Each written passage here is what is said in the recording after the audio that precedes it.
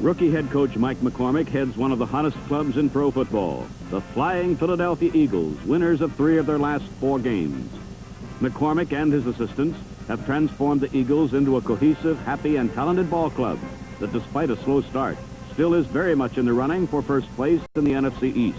The wild card spot in the National Conference may be a more realistic way to make the playoffs for Philadelphia, but the very fact that the playoffs can be discussed at all indicates just how far the Eagles have come since last year's sorry season. This team is explosive, and it is very, very young. 13 rookies have made the roster, and the amazing total of 7 and sometimes 8 are starters. The Eagles are hot, but the team they face today is even hotter, for the Atlanta Falcons have won 4 straight games. Their coach, Norm Van Brocklin, is a familiar figure in Philadelphia. He quarterbacked the Eagles to the 1960 championship. The Dutchman has his Falcons in second place in the NFC's Western Division, just 1 game behind the leading Rams. The Falcons began the season with feast or famine style. They either won or lost by large margins. Now they seem to have settled down. The biggest reason for their newfound consistency is Bob Lee, their new quarterback. Since the former Viking took over for Dick Shiner, Atlanta is undefeated.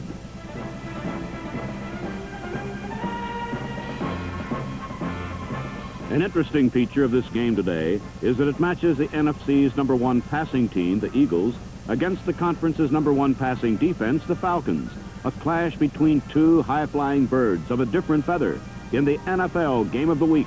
The Atlanta Falcons versus the Philadelphia Eagles.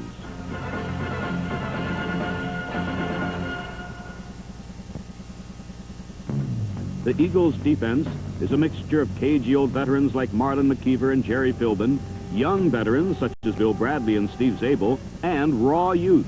At times, as many as 5 rookies have played together on Philadelphia's starting defensive unit.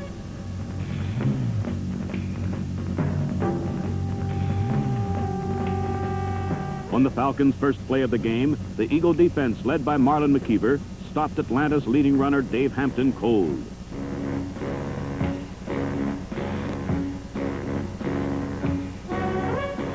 Hampton was playing hurt, and how he and his running mates would fare today was one of the keys of this game. On second down, Hampton muffed a pitch out, but quarterback Lee managed to pick up the ball before being engulfed by white shirts.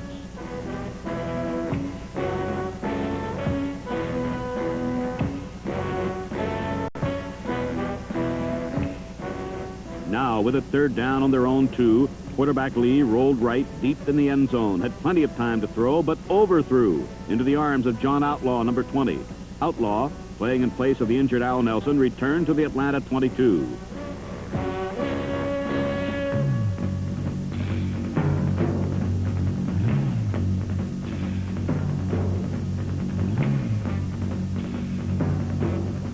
The young Philadelphia defense had been magnificent.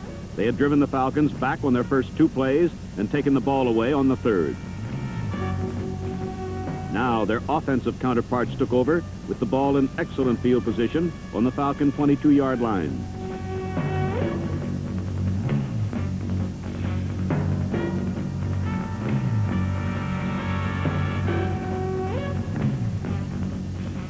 On the first play, quarterback Roman Gabriel dropped back to pass, looked downfield, then dumped the ball in the flat to tight end Charlie Young. When the 230-pound rookie gets the ball, things happen.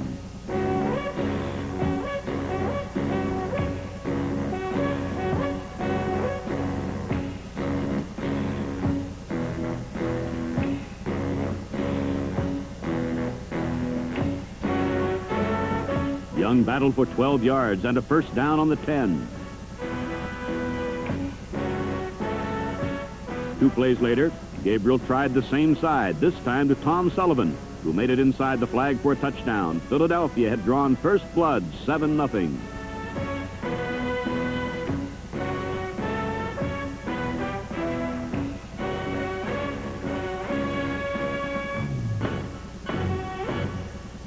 Atlanta and Bob Lee came out winging on their next series.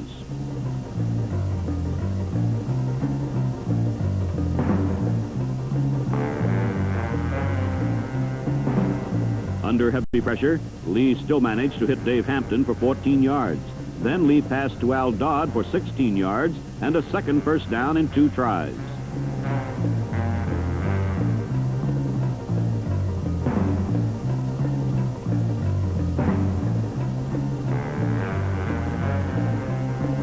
Will win is more than a slogan in Philadelphia. He's a rookie defensive end. Today, the 6-4 win was to be one of the focal points of this game, because as the lone rookie on an otherwise experienced front four, the Falcons decided to attack his position.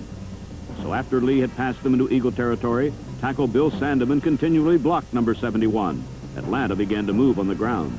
Eddie Ray, number 44, playing in place of the injured Art Malone, drew first blood by gouging out yardage through the Eagle defense.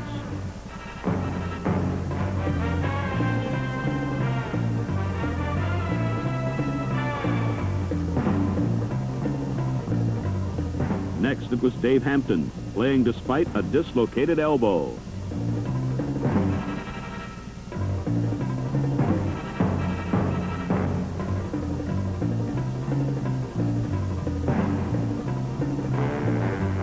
And finally, it was Harmon Wages, number 5, running hard like his hero, Paul Hornung, once did for Green Bay.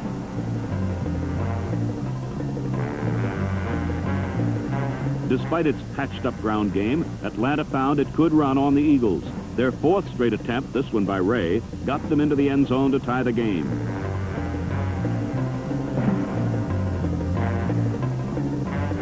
The view from the top showed Ray stumbled, ran into his own interference, then recovered to just edge the ball over the goal line for the tying touchdown.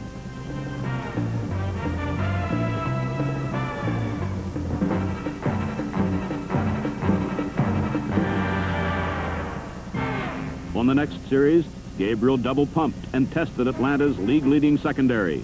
He lost.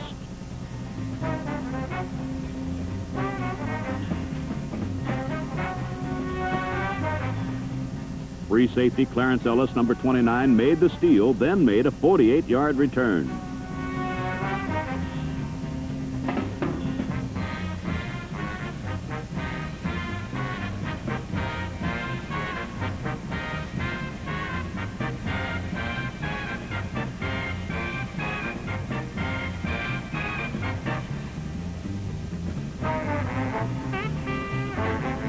The former Notre Dame star's interception was a 13th for the Falcons this season.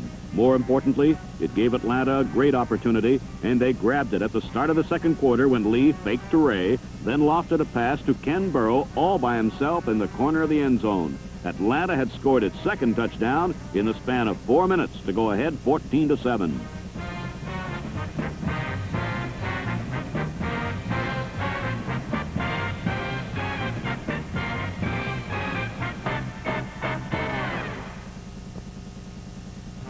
After an Atlanta field goal increased their lead to 10 points, setback Tom Sullivan brought his team back with a great catch, good for 21 yards.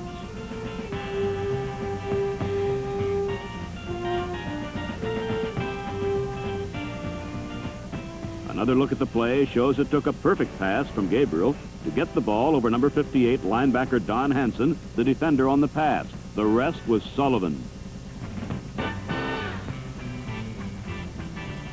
His acrobatics brought the Eagles into Falcon territory, where Tom Dempsey kicked a 34-yarder for 3 points.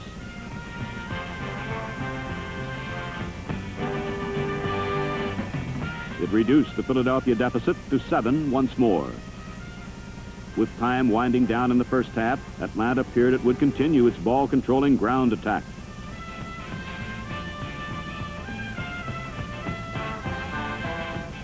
But then the Falcons got fancy, and the Eagle defense got tough.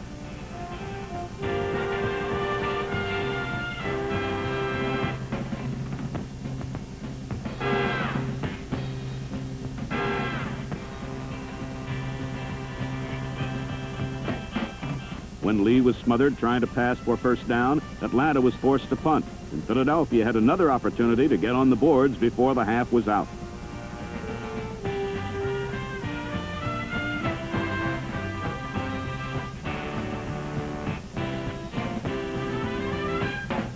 Harold Carmichael has been one of the big men all season for the Birds, and his 24-yard run brought the ball close enough for Tom Dempsey to attempt a kick from 48 yards out.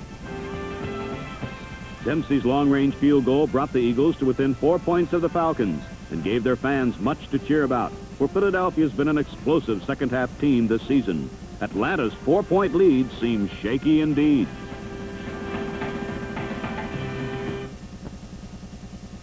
The Falcons opened the second half with a brutally efficient ground game. Notice the blocks on number 75, Dennis Wergoski, and number 84, Richard Harris, and a gaping wound in the Eagles' defensive line for Eddie Ray to power through.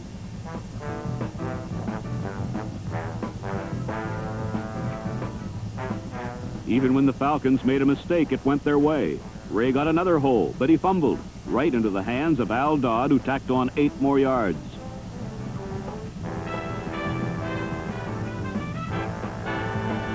With the Eagles now conscious of the run, Lee made a play fake to Hampton, rolled away from pressure by Richard Harris, and hit Larry Mialik for 17 yards.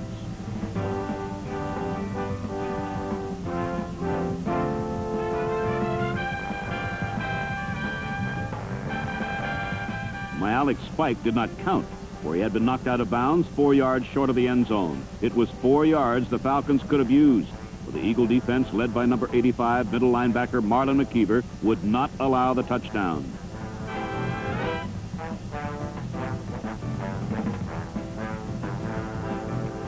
With a 4th and goal at the 1, Van Brockman opted for the field goal, and Atlanta led 20-13.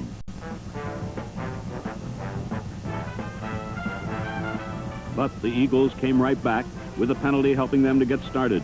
Sullivan was stopped for no gain, but stopped by John Zook's grab of his face mask, bringing an automatic first down.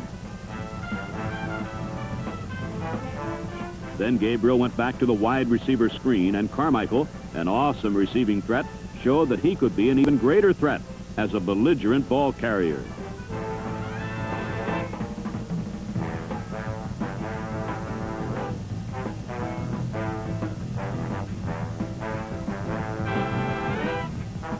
Carmichael carried for 31 yards. Then, on a critical 3rd and 1, Sullivan popped through for 13 yards. When Tom Hayes grabbed Sullivan's face mask again, the Eagles had a first down on the 4. And from there, Gabriel faked to Sullivan. Sullivan chopped down blitzing linebacker Greg Brazina, and Bulash slipped into Brazina's vacated area. The Falcons, who had given up just 22 points in their last 4 games, had now yielded 20 in 1 game, as the Eagles' high-powered offense came back to tie at 20. Later in the 3rd quarter, the Falcons did stop the Eagle offense and forced a punt. Watch as Ray Brown takes a step to the right to get the Eagles moving in that direction, then goes left to get through the Atlanta return wall.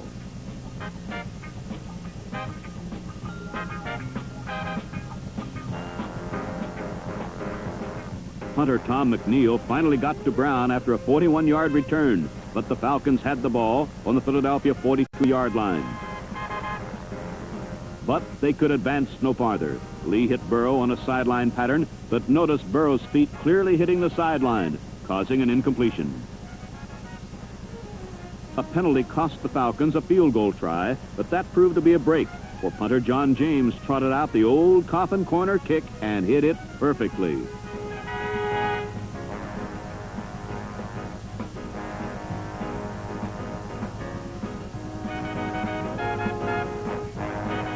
James's punt went out on the 1-foot line, and the play proved to be a turning point in the game. The Eagles were now forced to move literally from the shadow of their own goalpost. If the Falcon defense could hold the Eagles without a first down, they could capture good field position once more.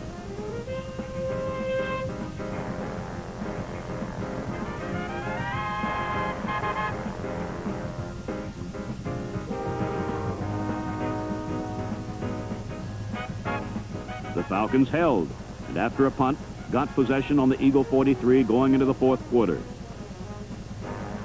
After moving to a first down, Lee caught linebacker Steve Zabel and safety Randy Logan in a blitz, leaving Burrow wide open in the right flat.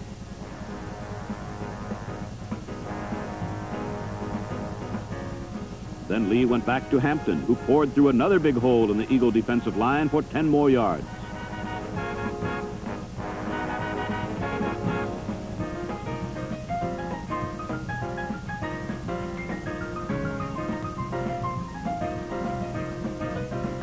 On a repeat, We can see that Zabel was caught in a blitz again. He simply ran by Hampton, and Hampton ran into Zabel's vacated area. From the 2-yard line, Lee went at the Eagle right side again, and when Wynn, number 71, was pushed back, Ray drove over for the score.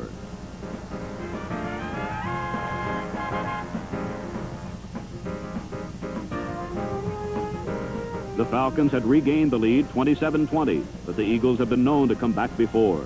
This time they couldn't do it, however, as Gabriel's first pass deflected off a receiver and was intercepted, setting the Falcons up on the Eagle 21.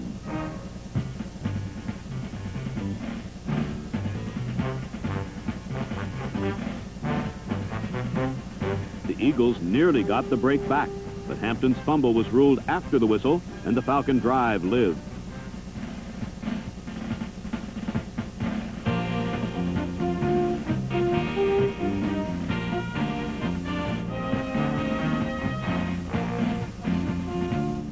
Lee helped keep the Atlanta drive alive when he was nearly sacked by Harris, but still got a pass off to Burrow. The play lost a yard, but Lee had saved the 8- or 9-yard sack that can stall a drive. 2 plays later, he was passing again, and Ray carried a screen to the 1-yard line.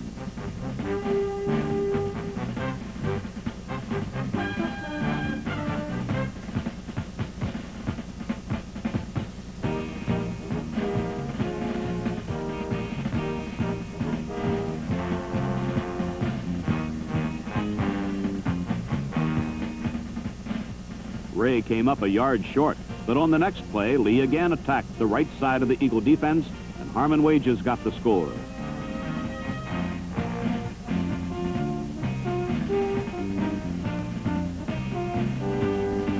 The Falcons now led by 14 points with 8½ minutes to go. But earlier in the season, Gabriel had brought an Eagle victory with 2 touchdowns in less than 2 minutes, so the game was far from over.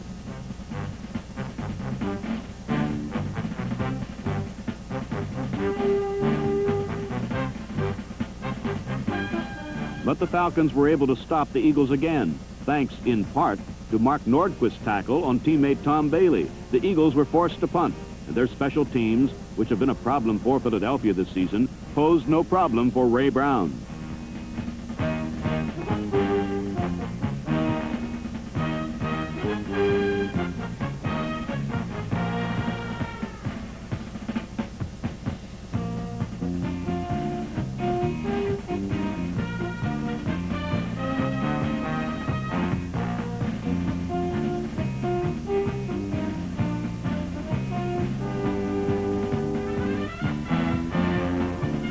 Brown's 57-yard return left him winded, but it set up Nick Mickemeier's 14th field goal in 15 tries in the Falcons' recent win streak. The competitive aspect was going out of the game as the Falcons had rushed to a 37-20 lead. Though out of it now, Gabriel put on a display of why they call him the Messiah. He is tough and strong in the pocket, never gives up, and using Carmichael as his chief weapon, Gabriel lashed back. On an isolated repeat, we can see that the Falcons were in a zone as Brown falls off Carmichael, leaving him for the middleman. But Gabriel is very adept at hitting receivers in the seams between zones. He did it here, and a nice catch by Carmichael brought the Eagles a first down. Then Gabriel went back to his kung fu strength routine and got enough time to seek out Tom Bailey for 19 yards and another first down.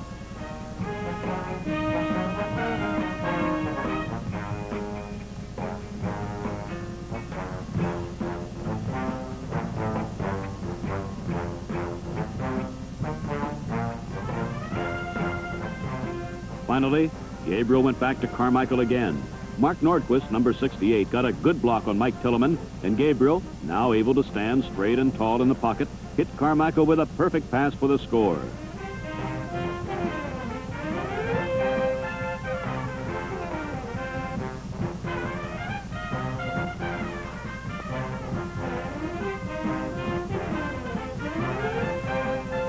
The Eagles now trailed 37-27, but their onsides kick failed, and instead of the Eagles getting the score that they had hoped for, Pat Sullivan replaced Lee at quarterback and hit Burrow for his second touchdown of the day.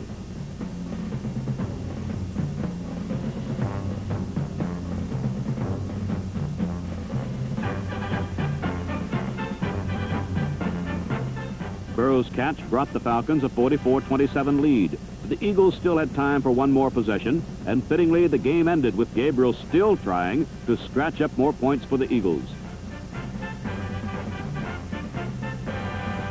But Zimmerman's bobble was ruled an incomplete pass, not a fumble, and despite Carmichael being bogey on the spot, his touchdown run did not count.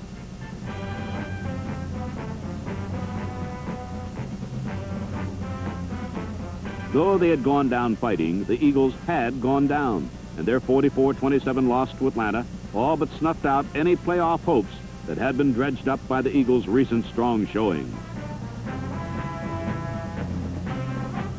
But the Falcons now look like a very strong contender for the playoffs as their win streak stretched to 5 games. Quarterback Bob Lee has been the starter for all 5 wins and appears to be the answer to Atlanta's early season offensive problems. The Falcon defense, though it gave up 27 points to the scrappy Eagles, is tough too, and this combination of potent offense and tough when it has to be defense may land the Falcons a playoff appearance for the first time in their history.